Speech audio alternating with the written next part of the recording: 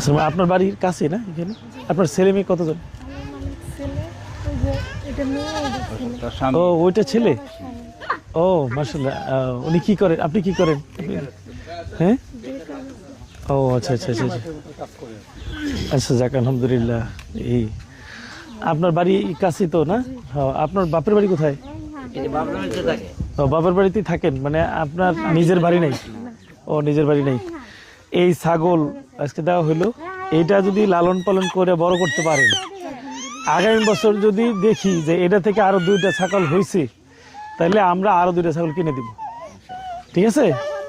আর যদি এটা 1.5 বছর পরে বা 2 বছর পরে দেখি যে না এটা আরো 3টা 4টা ছাগল হয়েছে, তাহলে আরো 2টা গরু কিনে দিব আমি, ঠিক আছে? আমি কথা দিলাম।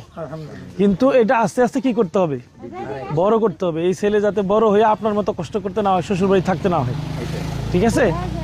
হ্যাঁ, আপনার ছেলে মেয়ে পড়াশোনা করে বড় হবে, সেই জন্যে এটা আপনারা পরিশ্রম করেই করতে হবে। যেমন আমরা যতটুকু আল্লাহ দিয়েছে, এটা বাপের কাছ থেকে নেই, আলহামদুলিল্লাহ পরিশ্রম করেই যতটুকু করছি। আপনার দেহ আছে, আলহামদুলিল্লাহ সব আছে, পরিশ্রম করে এটা থেকে আস্তে আস্তে বড় হইতে হবে।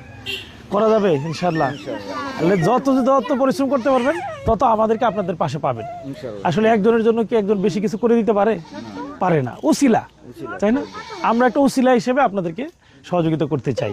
সেজন্য চেষ্টা করবেন যাতে আপনারা আপনাদের জায়গা থেকে এইটাকে কাজে লাগানো। অনেক সময় করে কি, অনেক বড় কিছু দিলেও 2 মাস পরে শেষ, এটা বিক্রি করে এটা করে শেষ করে ফেলে। না, এটা কিন্তু বুদ্ধিমানের কাজ না। এটা আপনারা বড় করবেন ভবিষ্যতে, এখান থেকে যাতে আরেকটা করতে হয়।